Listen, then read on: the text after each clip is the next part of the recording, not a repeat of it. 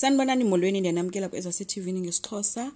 Uphetheni ke uye wanyanzeleka uba acele uxolo kubasebenzi bakhe ucela ababuyele emsebenzini. Kuthe kusenjalo wathi uNomfundo ningakhawulezini bonke xa bebulela kabanye, wathi sibuyela under i-conditions ezithile. Wabuza omnye ezithini, wathi uba uSibongile uyabuyela nathi soqhubeka sisebenze.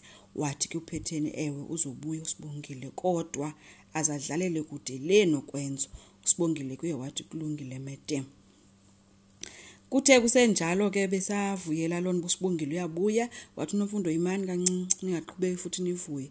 Hayi kalo saqala kudala unyuselwe imali apha ekhaya, besicela ke sinyuselwe imali.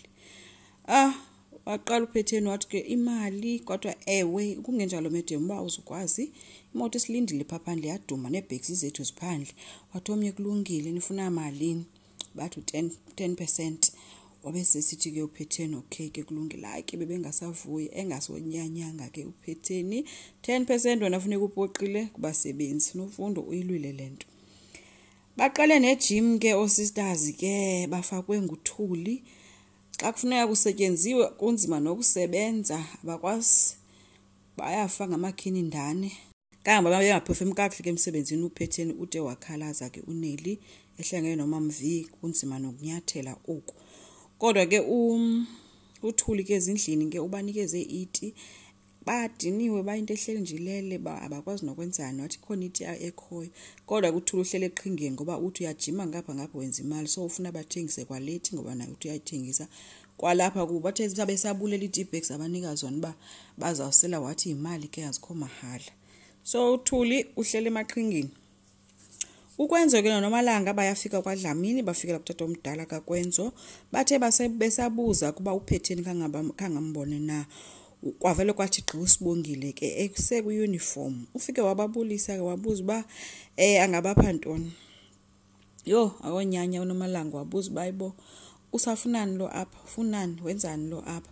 Wabesefika ke phethini phendula ke ethi udecide ubaqasha back bonke. Wabuza ke usisters ba naye uSibongile kwathwa yebo kukhona izinto abanye abangakwazi ukuzenza ezaziwa nguSibongile kuphela. Hayi ke wasikwa ke umlomo ke kaNomalanga kangaphinda thethe. Ukwenzo ke yena uphindile futhi wabizwa imeeting kunjengayo nguphetheni notata omdala wakhe ukuthiwa ingathi akanawo nje umdla walomtshato ngoba uNomalanga ubusy yena neplans, kodwa yena ukwenza akhonto ikhomsa lonto. Ukwenza kuzithulele kule tafile akaphenduli nenye. Unjengayo ude wambuza kuba uright na kwenzekani kwenzekani kuye. Utheke engekaphenduli ke utata omdala wathi lento icace ca sisithembu esi yayinje kwakudala lento yamoshwa nje ngabelungu. Uphetheni uvele wabonakala ke ebhorekile dikwe kwayile ithethwa ngutata omdala.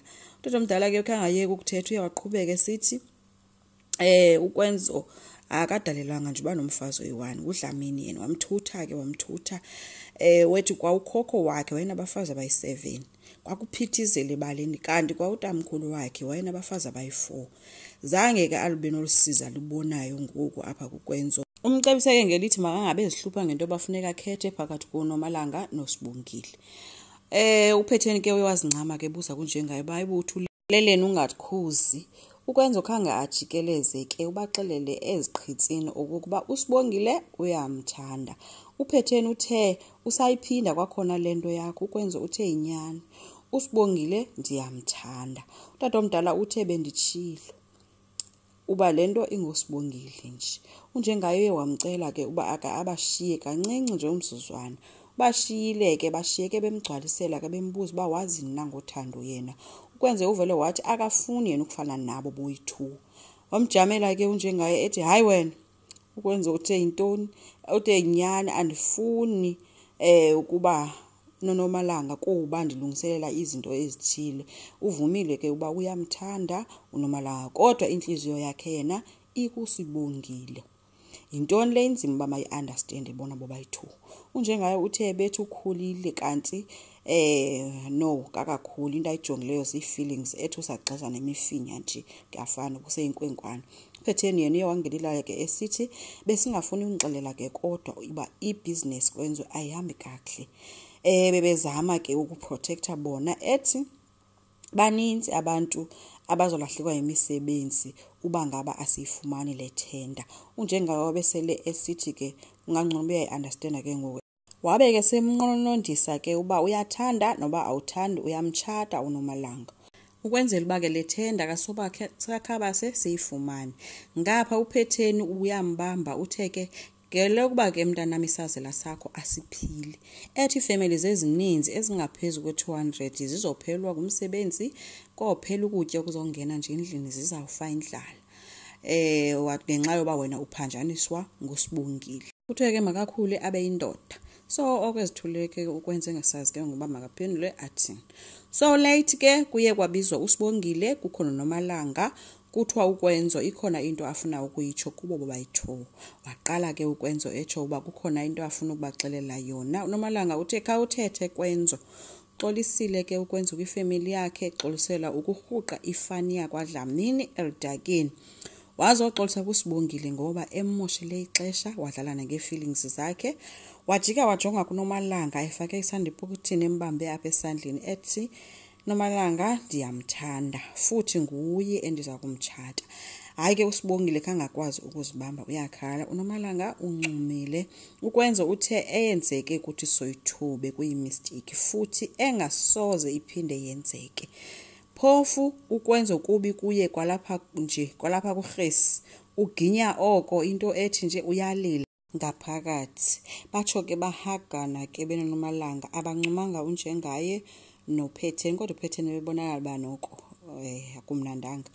uSibongile ngapha uyakhala yena uzosula inyembezi ngesandla. Ukwenzo naye uyalila egxalabeni likaNomalanga, but ke kuba ukhalela ngaphakathi. Aziba uphi na wenzeni azophinde alamule lento ingbi kangaka izakwenzeka apha. Kodwa ke ngoba kuthiwa indlala izawungena emizini yabantu ayikho into engenziwa. Enkosi ngicela siqhubeke subscribe, like, singakhomenta futhi bye.